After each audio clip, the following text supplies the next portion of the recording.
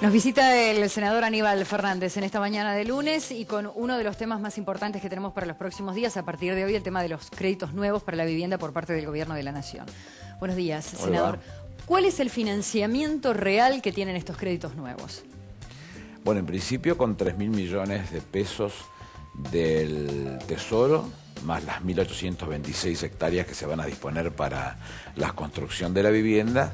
Eso daría la capacidad de un financiamiento cercano a las 15.000 viviendas y seguramente se emitirá un bono que se llamará valor BRD, el valor de referencia creo que se llama. El objetivo será ofrecer ese bono tanto a particulares como a privados, como al Estado, pero seguramente será el Fondo de Garantía Solidaria del ANSES el que termine comprando esos BRD. ¿Y el objetivo cuál es? Primero que para darles más rentabilidad al propio ANSES que el 11% que está obteniendo por los 20.000 millones de pesos que tiene depositados a plazo fijo, porque arranca con los primeros 5 años con un piso del 9% y los segundos años irán creciendo en forma variable en función de lo que vaya dando la propia cartera de créditos hipotecarios.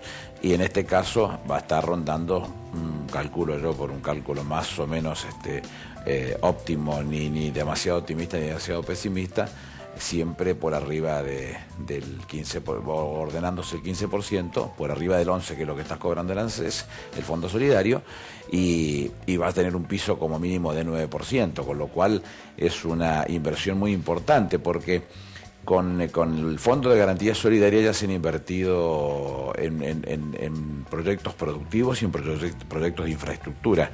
Y esto genera un efecto multiplicador por las manos de obra que genera. Se supone que acá va a haber más arriba de 100.000 puestos de trabajo directos y más de 200.000 indirectos. Y eso lo que hace no solamente es generar crecimiento, sino además le aporta al ANSES fondos legítimos que sirven para el financiamiento mismo de las jubilaciones, ya que el Fondo de Garantía Solidaria no es para financiamiento de las jubilaciones, sino para eventuales defectos o situaciones de crisis o pérdidas financieras por la situación particular de la economía. Con lo cual el objetivo es que siga creciendo. De razón es que cuando el gobierno decidió traer los fondos que tenían las AFJP, donde hoy escuchamos que todos los que explican del otro lado lo entre comillas gravoso del proyecto, o algunos son muy burros o otros son muy mala leche, digamos, porque uno no ve otra cosa que dar explicaciones sobre situaciones que realmente no van a suceder. El fondo se utilizó hasta ese momento a pérdida. Se trajeron 98.000 millones de pesos, se pagaban comisiones fenomenales y hoy no se paga ni un solo peso de comisiones y tenemos 210.000 millones de pesos en el Fondo de Garantía Solidaria que no se utiliza, vuelvo a insistir, para el pago de las jubilaciones porque están financiadas por el mismo sistema. Así que bueno, lo que se está haciendo es volver a ese mismo punto donde tendría, por ese efecto multiplicador que genera la nueva mano de obra en blanco, unos 3 puntos más de lo que yo le acabo de mencionar. Muy virtuoso el sistema. ¿Y qué va a pasar, senador, por ejemplo, con aquellas familias que una vez que tengan el crédito, que les estén construyendo su vivienda, tengan la imposibilidad de pagarlo? ¿Quién pierde ese dinero? ¿El fondo del ANSES? No, porque primero que son préstamos hipotecarios. Usted genera una hipoteca sobre el bien que está construyendo o que se construyó. Pero la realidad es que en todos los casos se buscan, en función del nivel de ingreso que tenga la familia, que pueda tener las condiciones para poder pagarlo. Y de un ejemplo de esta característica que ya lo hizo el ANSES, estamos hablando siempre de una franja media, no de la franja media pobre, que es la que está resolviendo los problemas a través de las 911.000 soluciones habitacionales que ya resolvió el Estado Nacional y que le ha podido entregar a esta franja, ni la franja superior que tiene los ingresos suficientes como para pedir un préstamo hipotecario en cualquier banco. Estamos hablando de una franja media que tiene limitaciones o porque no es sujeto de crédito o por los niveles de ingresos que va a tener en este caso. Con los que tienen terrenos, van a estar comenzando a partir del día de hoy a resolver sus problemas a través de las sucursales del banco hipotecario.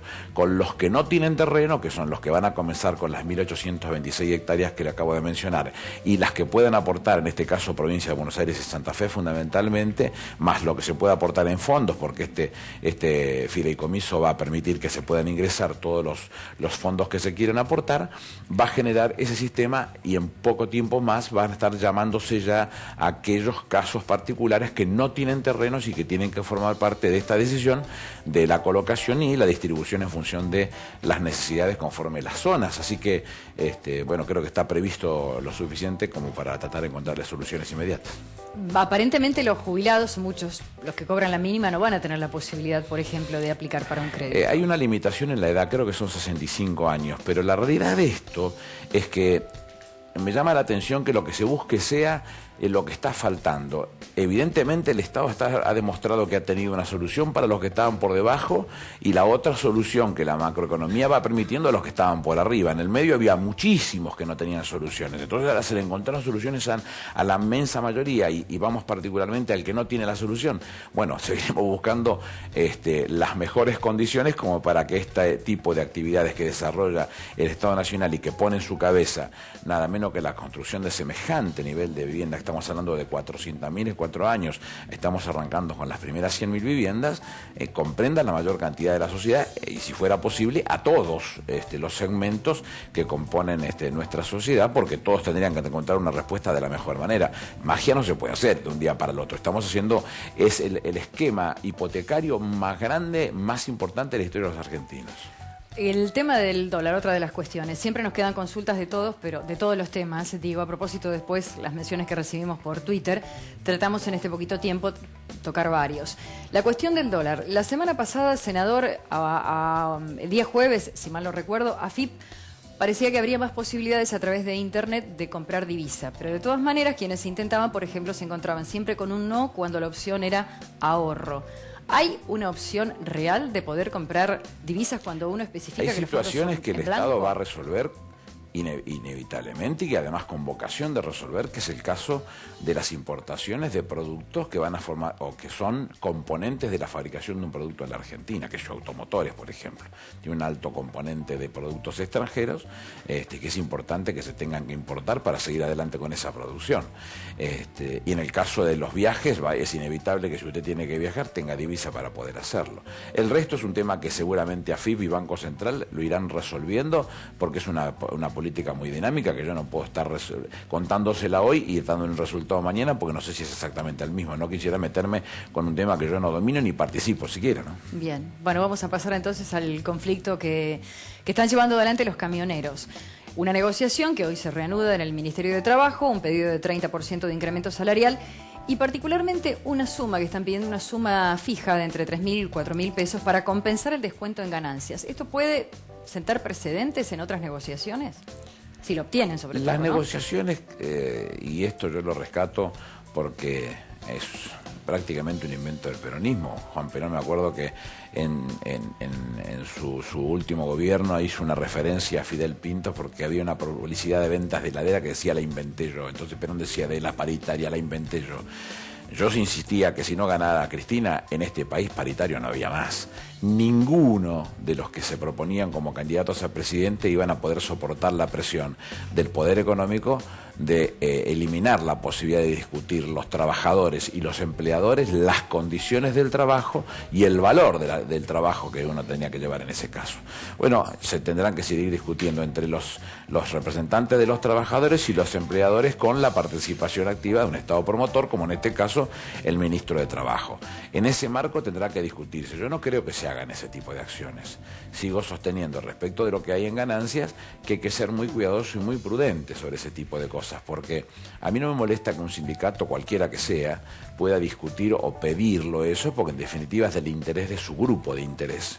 El grupo pretende que eso suceda y es legítimo que lo pida, no necesariamente tiene que ser lo que se pueda llegar a resolver. ¿Y por qué razón? Y porque cuando usted sube el piso de ganancia, todo ese fondo que se destina a pagar el mayor ingreso en salarios, se lo quita a lo que significa el universo del mejoramiento o el crecimiento en términos de trabajos en blanco, porque inexorablemente es así.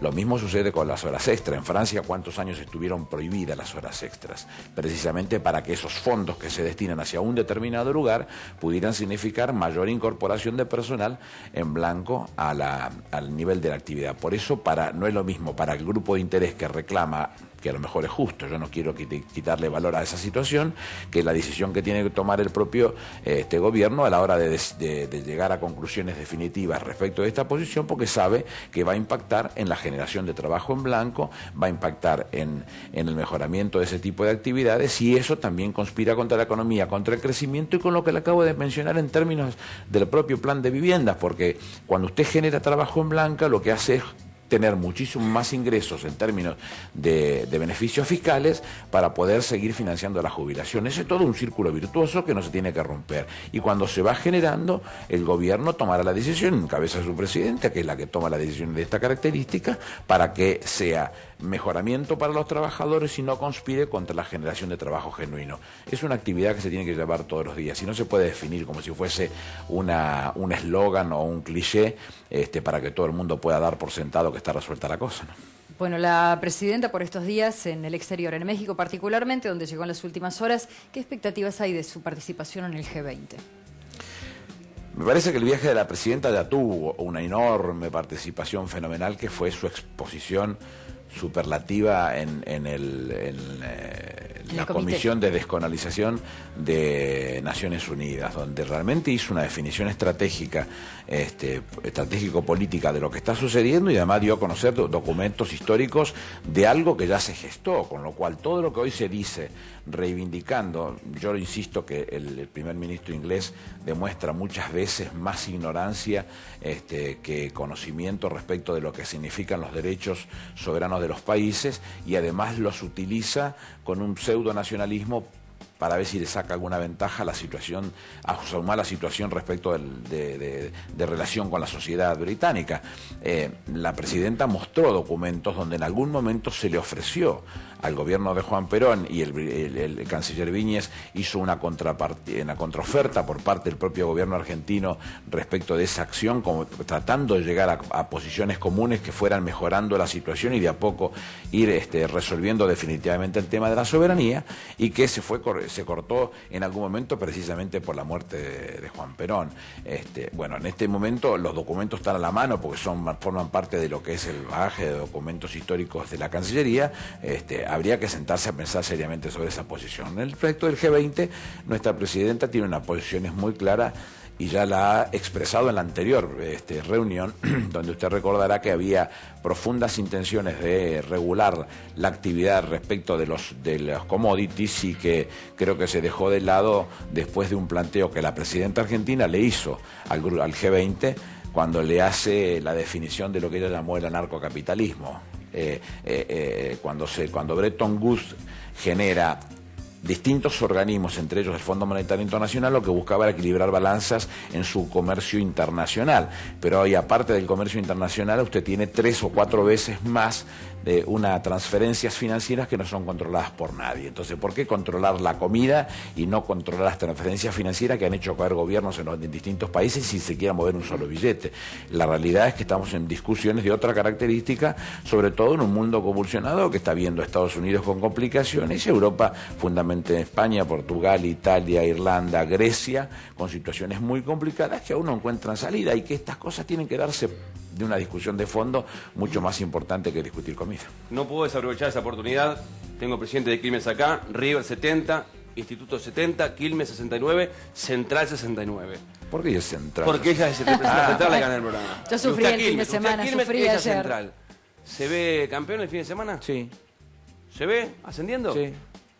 Qué fe tiene, ¿eh? Hay que ir a Puerto Madryn. No, sí, así, ahí estaremos, por supuesto. Pero Quilmes y quién. No, yo no soy Arrangel, pero digo, yo tengo confianza en el equipo del club que yo presido. Además lo vengo diciendo desde el primer momento. Nosotros tomamos una posición muy clara respecto a generar una actividad con ese equipo y con ese equipo técnico que hemos desarrollado una buena tarea. Y fíjese que hoy Quilmes siempre se ganaron los campeonatos entre 67 y 68 puntos. Sí. Con lo cual los 4 equipos que acabo de mencionar estamos arriba de los 69. Sí. Merecen los 4 ese campeonato. Pero además somos la defensa menos vencida y somos el segundo, no sé si el segundo segundo o el primero, porque después Y de los 4 60 goles no lo goles, sé. Y la delantera más goleadora, con lo cual hemos mostrado que podíamos hacer un equipo lo suficientemente competitivo para hacerlo. Bueno, falta un poquitito y yo tengo mucha confianza en Mucha lo que va a gente suceder. imagina o quiere, por el morbo, promoción Quilmes San Lorenzo. Por esto de Caruso se fue A de mí me Quilmes. tiene sin cuidado. A nosotros que nos pongan enfrente a Freddy Krueger, no me importa nada. Quilmes le gana al que se presente, porque si no creemos que estamos en condiciones de hacer eso, no sería tonto de nuestra parte. Pero no va a poder ser eso, ni con Caruso ni con Freddy Krueger, porque nosotros estamos convencidos que nos ascendemos directamente. Perfecto. Bueno, esperamos el fin de semana. Lo Esperemos, esperamos el lunes acá, ¿no? Si se me pasa la curva, sí. Gracias, senador.